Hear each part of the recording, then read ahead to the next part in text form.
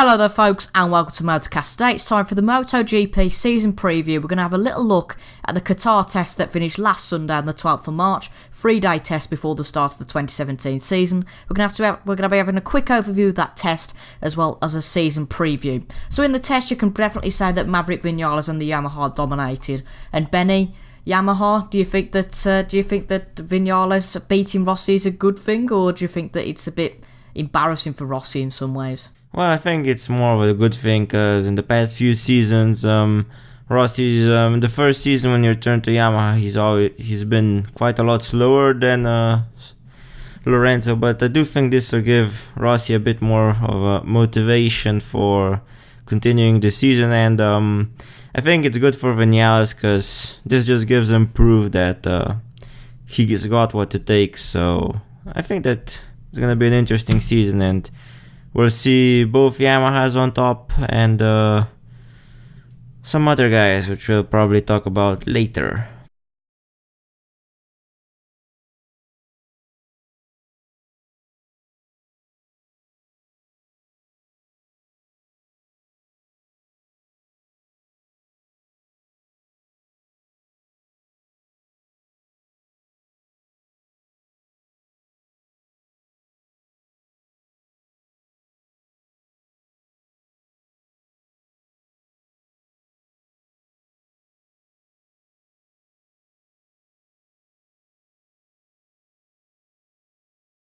Yeah, it's exactly like F1 in that, you look at Ferrari are quickest in testing, but will they be quickest in the season? We simply don't know. So on to Marquez in Qatar. Marquez, as we see, well, the last day's headlines, as I can just see, Vinales ends testing on top, and as a contrast, Beni, Marquez crashes 3 times. Will it be a real concern for the team that Marquez is struggling around Qatar? No, not really, because Qatar has been a track that Marquez normally did quite well at, but I do think that him crashing a lot is quite normal because of his driving style. He always goes flat out, and he's always sliding and everything, so if he tones it down a bit for the race, I think he's easily gonna finish it, and I think he's still gonna be quite quick. And looking at the short term, Matty, do you think that maybe because Marquez might not be confident around this track, that Pedrosa could beat him in the first race? No.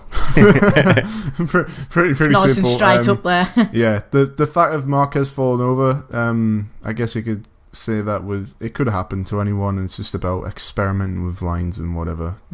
Don't look too far into it. It's just one of those things that happens when you're testing out a new bike. Yeah, well, the Honda definitely performing better than the McLaren Honda in Formula 1 anyway. So next, on to Cal Crutchlow. Cal Crutchlow competitive in the LCR Honda, obviously the one-rider team on the same motorcycle as Pedrosa and Marquez, but obviously a different team. Matty, how competitive do you think Crutchlow will be this year? By the looks of it, competitive enough for a podium, at least. He's been consistently up there in all 3 sessions in Qatar, for being 3rd, 4th and... 8th. So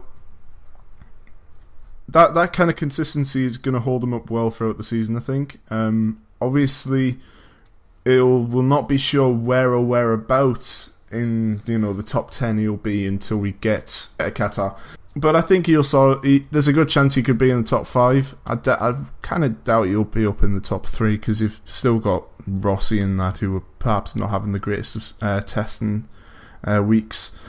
But yeah, there's definitely a chance throughout the season to get probably wins again like he did last season. Although from this time last season, you wouldn't have thought that a win was on the horizon for Crutchlow. But you can't rule that out now, to be honest.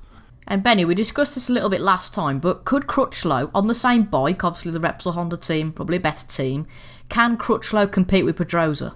Well, I think it mainly depends on the race, because the factory Honda team have got just a teeny bit better on the bike side and the setup and everything. But I do think that if it's Crutchlow's day, he will compete with everyone at the top. As we saw last season, towards the end of the season, he really had some good results, 2 wins, and in MotoGP, it's a lot more about having good confidence, and if you have a decent bike under you, you can perform quite well. And I think that if he is gonna have good confidence in the bike at the start of the season. It's gonna be a good season for Crutchlow, finishing on the podium quite a couple of times, and maybe another win or two. So yeah, it looks like a good season for Crutchlow.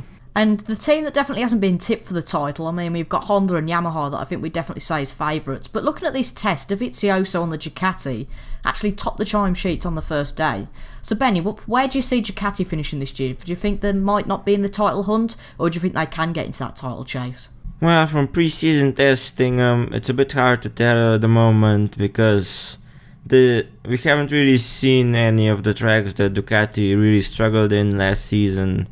Because Qatar is a track that really requires a powerful bike, and Ducati have got the most powerful bike on the grid by quite a bit of margin, I think.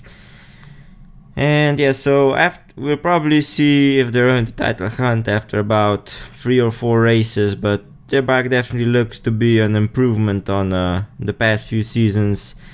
And with Lorenzo, if Lorenzo gets the hang of the bike, they'll be in the championship hunt, but Dovizioso, I just don't think he's quite the same caliber as Lorenzo and the guys who regularly win championships. But he could win a few races this season. Interesting comment then, Benny. So, Matty, Benny saying that Lorenzo's in a different class to Dovizioso. Would you agree with that, or do you think Dovizioso can top the Spaniard perhaps this year? I think there's a chance he could top the Spaniard of Lorenzo, but it all depends on Dovizioso kind of smashing early season, because Lorenzo will just improve. Like, I have no doubt that by the end of the season, Lorenzo will be all over Dovizioso. But if Dovizioso can get really lucky in like the first half of the season, perhaps get if you can somehow get a win, or at least have a string of podiums, then I think it'll be tough for Lorenzo to catch him in the championship. But I mean, Lorenzo's a world champion, so I mean, it's going to be a slim chance of him beating Lorenzo, but it's still there. And Benny, Aprilia onto Aprilia, next we've got Sam Lowes and Alicia Spargaro in that team, and pretty much in the middle, maybe bottom half sort of region in this Qatar test. But like we said, we can't really look into these testing times too much. Where do you think that constructor will be aiming, Benny, this season? Well, I think their aim with how the bike is at the moment is probably upper midfield or middle midfield. As we've seen in the last season or two, when they were competing already, they just didn't have the pace, and the bike just isn't developed to the same level as the Yamaha, Ducati or Honda. But in last season they have shown quite a few steps with the bike getting better and better, even getting a top 10 finish towards the end of the season in Aragon, I think. And yeah, they've got they've got one rider who's already proved himself in MotoGP, Alicia Spargaro, and they've got Sam Lowes who has shown quite a lot of pace in Moto2, but he's crashed way too many times, sadly. So I think it's gonna be a season of constantly in the points with challenging for the top 10, and if they've got really the perfect race, they might even finish in the top 5, but who knows. And Matty, obviously we saw last year a few surprise winners, particularly Jack Miller, obviously, in that race last year in 2016. Could maybe Aprilia, we don't know, but it's just predicting, just a bit of fun really. Could they win a race? Yeah, but it requires a race. Yeah, it requires a race on the same kind of madness of the Dutch Grand Prix last year. Yeah, that was mad. So I mean, if you use that kind of logic, anyone on this grid could win the race, but yeah, in fact they probably can. Yeah, they can. I mean, if every driver goes down and you've got Carol Abraham or Loris Baz left, then they could win the race. But, yeah, of course. I mean, yeah. If you want the long shot of bet, just keep an eye on the weather forecasts for the British or Dutch Grand Prix again. Well, yeah. I mean, the British Grand Prix could be the same kind of stuff, similar weather, isn't it? Yeah, but it's just not going to happen again, is it? Surely not. Well, Well, we'll be reviewing all the races on Motorcast, so if we do see any massive surprise, then we will be fairly enthusiastic about that. I'm waiting for that. I'm waiting, yeah. I'm waiting for Tito Rabat to win the British Grand Prix. Yeah, that's a prediction. If that happens, well, we might see some drama. But on to the last factory team, then KTM and Bradley Smith and Paul Espargaro. Not brilliant in this test, pretty much at the bottom. How do you think, Benny, that they'll got on? As I understand, we had Kallio, is it, on the bike as well in the test, so a little bit more running for them, but not great at the moment. Well, at the moment looks like a similar situation to Aprilia, with them really struggling with the bike as it hasn't been quite developed yet, I think. And they did have a wild card outing at the last race in Valencia last season with Kallio, and the bike just wasn't up to scratch, and already up to the last test they have improved it quite a bit. I think they've improved it by 1 second, but they are still quite a bit behind the rest. But I do think that KTM, it's a big team, they know how to make a good bike, as we've seen in Moto3 and Moto2. In the last Moto2 test, I think I saw I think it was Oliveira who's got the KTM bike this season, and he's been doing quite well, so they know how to make a bike, so they just need to improve their MotoGP bike, and then I think they'll be up to the same level as Aprilia, if not better. Yeah, so now on to Suzuki then. Iannone and Rins. Suzuki, a significant team in MotoGP, but just looking at this testing pace, only in the midfield, Matty. How do you think they'll got on this year with the lineup of Iannone and Rins? I think exactly what you said there in the midfield. They've seemed to have been a bit stuck there, to be honest, since they've came in. They came in with a massive blaze and fire and all that, and they got Alicia Spargaro, and he was doing wonders, and they got Maverick Vinales, and then they were like, oh my god, we have a team which could possibly go for wins or championships, and then both of them buggered off. So we're stuck with Iannone could get a podium, I suppose, depending on the right conditions, but it's just, I don't know. I think if I was Suzuki, I'd be a bit disappointed with how Tessen's gone as well, especially in Qatar, because they haven't really set the world alight.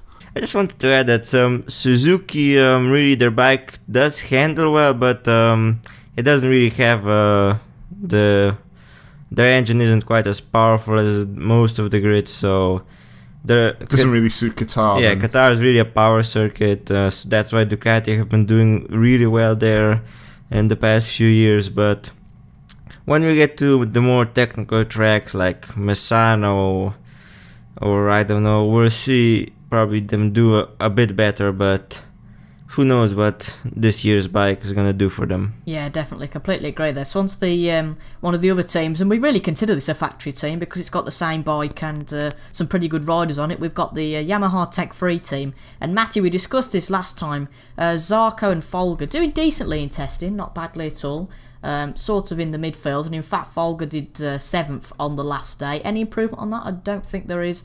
Actually, Folger did 6th, finished 6th on the first day, in fact, above Valentino Rossi. Maybe a little bit embarrassing, but as we say, Rossi doesn't really look into the testing times. Just how far can Zarco and Folger come this season? I think they're going to be looking for podiums. If they can do that, they'll make the Tech 3 name proud, and if they can finish in the top 10 in the championship, that'll be ideal for them.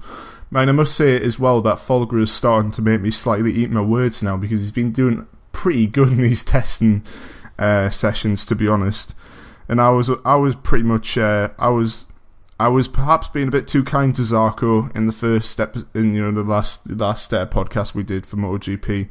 So I'm glad Folger's doing this and proving me wrong. Yeah, exactly. I think you'd rather improve your wrong, to be honest, compete with Zarco, and we'll definitely see how it happens in the season. Benny, probably a bit more insight from you.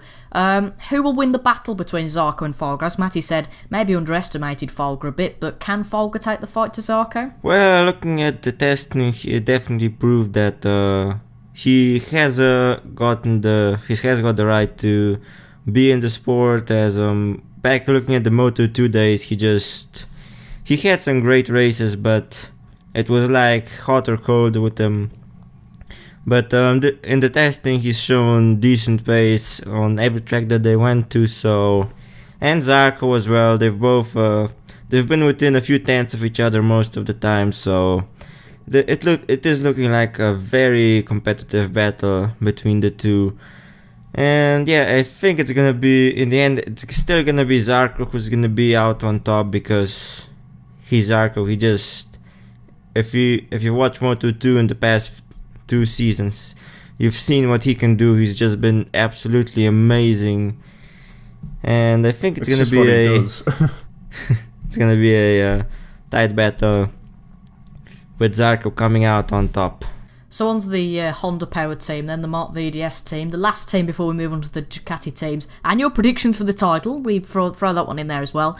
But as we talked about earlier, I'm not going to ask this question because it'll probably be a straight up no, because we did say earlier that Rabat could win a race this year, but we very much doubt it. But oh, come on. Alright, okay, alright. We'll be open to all ideas in this podcast, but lower midfield for the Mark VDS team in this test. Beni, how can they do this season? Can they win a race? Well, I think that Miller can, as in the Dutch Grand Prix last season, he did beat Marquez on straight pace in the latter stages.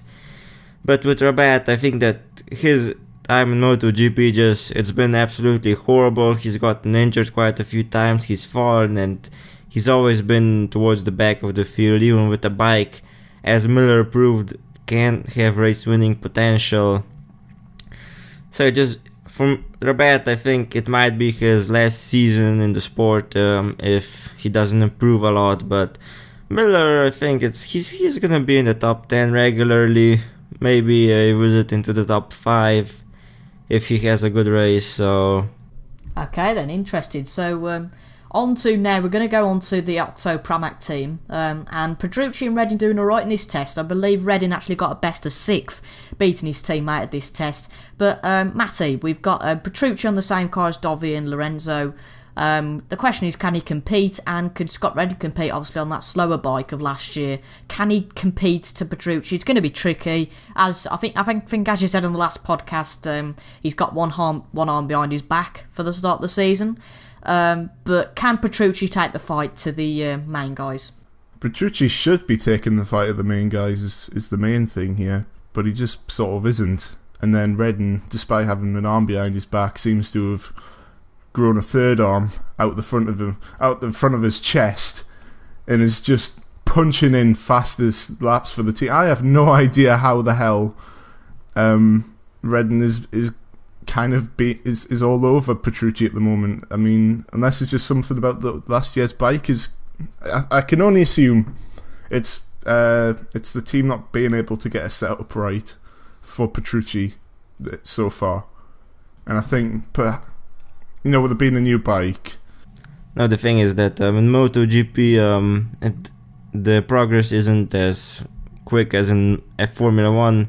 Because in Formula 1 they're a second or more faster each season, while in MotoGP a 10 for 2 is probably the most that they can do per season. So yeah. And then it just depends on how good the rider feels on the bike. So that's probably why, in my opinion, Redding is doing better than Petrucci. But I mean, it's that the gaps are significant. I mean, in like the final test, Petrucci's a good 8/10 off Redding. So I can assume there's a lot, like you said, there's a lot of like getting used to the bike and such for Petrucci, but he's kind of run out of time. Like there's no more testing left. We're going straight to Qatar now, and he's got a considerable amount of time to make up. Well, onto the other Ducati teams, and we're going to cover these both in one, the Sponsor Armour team and the Aspar teams. I just have to check again there, and I think definitely we're not going to look into this test. Probably know what I'm going to say. Cavill Abraham P4 on day 1 on the 2015 bike. I don't know what happened there, but fair play to him. Round of applause. Well, he's not even gotten any faster. He's just that was the time he put, and then he's done pretty much exactly the same times throughout the rest of testing. Yeah, they've obviously got quicker over the days. I think the quickest time was set on the last day by Vinales. But we had a little bit of this discussion last time. Barbara and Bautista have got the same bikes as Redding. Baz and Abraham have got the poorish bikes on the grid. I don't know really what to ask, because it's a completely... Well, you don't know, do you? I mean, looking at Redding beating Petrucci, Baz could beat Barbara on the slower bike. You just don't know, do you, Matty? No, and once again, the teams are making us eat our words, and the guys with multiple legs and multiple arms behind the backs have turned out to be arachnids. So, I mean... Superhumans, yeah. I can only assume similar problems to that of Petrucci, new bikes and not knowing how to set them up or ride them yet. So we should see them come on to pace and maybe go slimly ahead of the other riders, as Beni suggested. But I don't know, it's kind of weird to see the older bikes performing better in this test. It's completely thrown a spanner into the works. Yeah, really confusing. And Beni, out of the 4 drivers, we've got Hector Barbara and Bautista on the newer bikes and Baz and Abraham on the slower bikes. Clearly by testing, Abraham's going to win the battle, but we're not going to look into that too much. Beni, out of those 4 drivers, who would you say will win the battle? Tough question. I think in the end it's gonna be Barbara, just because looking at last season he had the GP14 bike, and he was quite quick on it. I think he even finished in the top 3 in qualifying once or twice, and he even finished on the podium with the old bike. And Bautista, he's proved that he's quite a quick rider. He's gonna be probably just behind Barbara. And yeah, last season I think he was the one who got the top 10 for Aprilia. So that's gonna be between those two. And then Abraham's gonna be the third of the quartet. And Baz last, who I think he's quite a big guy. I think he's one of the tallest guys in the sport, and he's got quite a few problems just fitting under the windshield or whatever it's called. Bit of interesting insight there from Beni. So that's all the teams covered, I believe. Now before we go, we're gonna give the guys a chance. Maybe give them a few seconds thinking time. But guys, who will win the MotoGP 2017 World Championship? Tito Rabat. We can only dream. I'm going to throw it out there and go for Maverick Vinales. Yeah, same for me. He's just shown a lot of pace and off testing, and we know that he's a quick guy, winning on the Suzuki, and he's quite consistent. So I think we're going to see him winning for the championship, if not... Yeah, if he's not winning it, he's going to be in the top 3, definitely. And I think it'd definitely be good for the sport, wouldn't it? Because you've got, okay, you might be a Rossi fan, you might be a Marquez fan. Do not dislike this video. Oh, those Rossi extremists. And the Lorenzo extremists. Yes. But Marquez and Rossi winning multiple championships, it'd surely be good for the sport to get a new champion, just like Formula 1 last year with Nico Rosberg, wouldn't it, Matty? Yeah. Of course. I mean, it's although it's fun to see, the likes of Rossi and Lorenzo and all that fighting for championships every single year. It's nice. It's nice when you get a new guy in the mix, because then it's just one more of the pie, and then you've got 3 or 4 or 5 people going for the championship. So only good can come from Vinales mixing it with the guys at the top. There's nothing that can really go bad unless he's causing massive accidents at every race, which I highly doubt he will. So. And Beni, if Vinales doesn't win the championship, who would your second favourite be? I think in the end, even if he's had quite a tough time in the last test, it's gonna be Marquez, because last season he really showed that he matured a lot in this class, taking podiums and not pushing for the win every race. So. And he's gonna be quick, no doubt. It's Marquez. So that's pretty much it then for the testing review and season preview for the MotoGP 2017 season. Obviously starts this time next week, the Grand Prix Qatar, and comes to an end on the 12th of November. That's a long time away yet. We're going to be having 18 reviews. If you want to watch the race next week, if you're in the UK, you can either tune on BT Sport Live, I believe, and then Channel 5 got highlights. But we'll be bringing you a review, fingers crossed, on the 27th of March or the 28th of March for the Grand Prix of Qatar. Hopefully Dan will be here next time. Dan hasn't appeared on a podcast yet, but hopefully we pray to the Lord that Dan can actually appear on a podcast next time. But thank you for Beni and Matty for coming on. I hope you've enjoyed this video. Make sure to give it a like and share with your friends if they are interested in MotoGP. But until the Grand Prix of Qatar, in which Tito Rabat will obviously win, yes, we will see you next time. Goodbye. Tito.